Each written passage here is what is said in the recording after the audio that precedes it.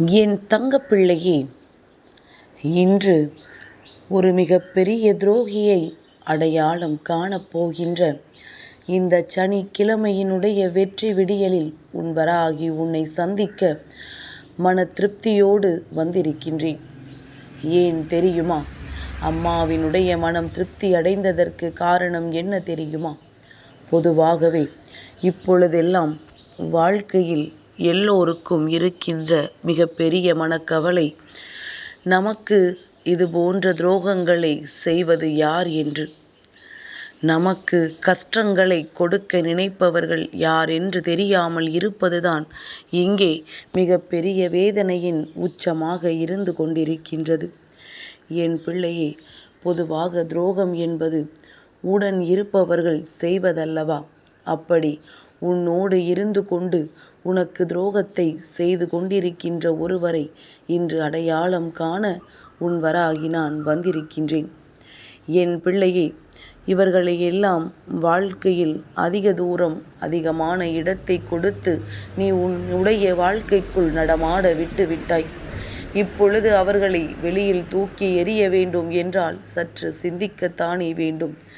எடுத்தோம் கவிழ்த்தோம் என்று எந்த ஒரு காரியங்களையும் செய்துவிட முடியாது. அதனால் இன்று முதலில் அவர்கள் எதற்காக உனக்கு இந்த துரோகத்தை செய்ய நினைத்தார்கள்?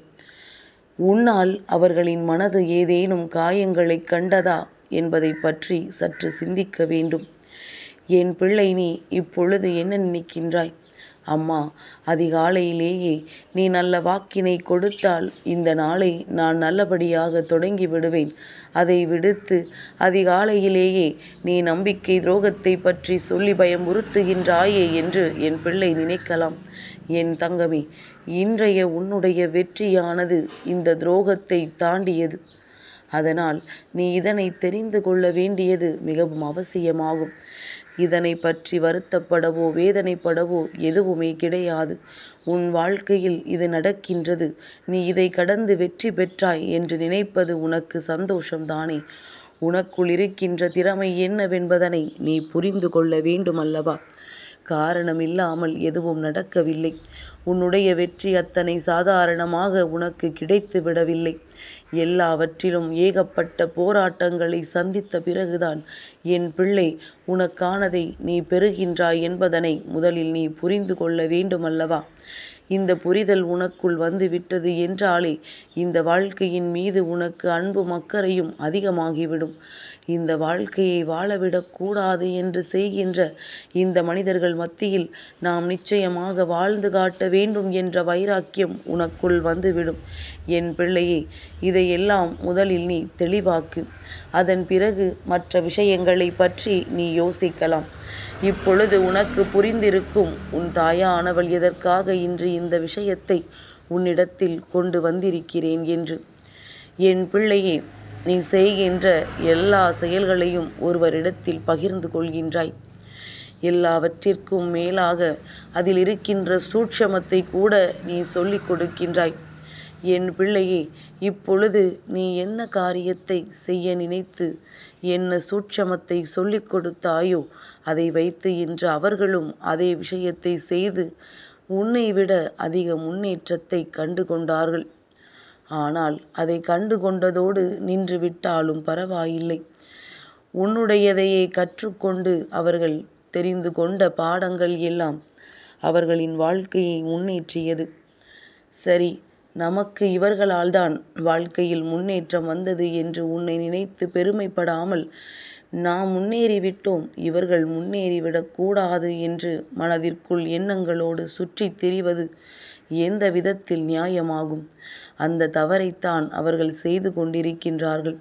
நீ செய்கின்ற ஒவ்வொரு செயலிலும் உனக்கு சறுக்கல் ஏற்படும் பொழுது அதை ஏற்படுத்துவதே அவர்கள்தான் என்று அம்மா சொல்கின்றேன். அவர்களின் எண்ணங்கள் முழுமையும் எப்படியும் நீ வாழ்க்கையில் முன்னேறிவிடக்கூடாது, ஆனாலும் என்னவோ உனக்கு நல்லது செய்வது போல உன்னோடு நடித்து கொண்டும் இருக்கின்றார்கள். அவர்கள் எப்பொழுதுமே எந்த விதமான சரியான முடிவினையும் எடுக்க முடியாமல் திணறிக்கொண்டு இருக்கக்கூடிய காலகட்டம் இப்பொழுது வந்திருக்கின்றது. ஏன் தெரியுமா? ஒரு தவறு ஒரு நம்பிக்கை துரோகத்தை செய்கின்றவன் நிச்சயமாக மற்றவர்கள் முன்னிலையில் அவமானப்பட்டுத்தான் செல்வான். அடுத்தவனின் வாழ்க்கையை பிடுங்கிக் கொண்டவன், அடுத்தவனின் முன்னேற்றத்தை தன்னுடையதாக்கி கொண்டவன் நிச்சயமாக இந்த வாழ்க்கையில் ஒவ்வொரு நாளும் வேதனையை சந்திப்பான். தான் நினைத்து விடலாம், நாம் நினைத்ததை சாதித்து விட்டோம், நாம் அவர்களை அவமானப்படுத்தி விட்டோம் என்று. ஆனால் உண்மை என்ன தெரியுமா? அடுத்தவர்களை அவமானப்படுத்தியதற்கு சேர்த்து வைத்து நீ அனுபவிக்கப் போகின்றாய் என்பதுதான். என் தங்கமே, இந்த நாளை நீ தொடங்கும் பொழுது ஒரே ஒரு விஷயத்தை மட்டும் நினைவில் வைத்துக்கொள். நம்பிக்கை துரோகங்கள் எத்தனையும் இருந்துவிட்டு போகட்டும். துரோகங்களும் எதிரிகளும் எத்தனை பேர் வேண்டுமானாலும் இருந்துவிட்டு போகட்டும். ஆனாலும் என்னை ஒன்றும் செய்ய முடியாது. நான் என்னுடைய சூழ்நிலையிலிருந்து தடமாறி செல்லப் போவது கிடையாது. யாருக்கும் எதையும் அள்ளி கொடுக்க போவதும் கிடையாது. என்னிடத்தில் என்ன அது எனக்கானது. யாராலும் அதை என்னிடத்தில் இருந்து பறிக்க முடியாது என்பதனை என் குழந்தை நீ மனதிற்குள் நிலைநிறுத்தி வைத்துக்கொள். யாரும் எதையும் செய்துவிட முடியாதபடி உன்னுடைய எண்ணங்களை நீ மிகவும் அதிகமாக அச்சாரம் போட்டு உன் மனதிற்குள் வைத்திருக்க வேண்டும். அந்த முடிவிலிருந்து உனக்கு எப்பொழுதும் எந்த மாற்றங்களும் வந்துவிடக்கூடாது. ஒருவர் ஒரு வார்த்தையை சொன்னால் உன்னுடைய மனது பிறண்டுவிடும் என்றால் நிச்சயமாக உன்னால் எந்த காரியத்தையும் தெளிவாக செய்துவிட முடியாது. யார் வார்த்தைகளும் உன்னுடைய மனதை உடைக்கக்கூடாது. யாரினுடைய செயல்களும் உன்னை பாதிக்கக்கூடாது. அப்படி இருக்கின்ற பட்சத்தில் இந்த வாழ்க்கையில் நீ நினைத்தது எல்லாவற்றையும் அடைந்து விடுவாய். எதிரிகளும் துரோகிகளும் உருவாகுவதற்கு காரணம் என்ன? உன்னை உடைப்பதும் உன்னை வாழ்க்கையில் சிதைப்பதும்.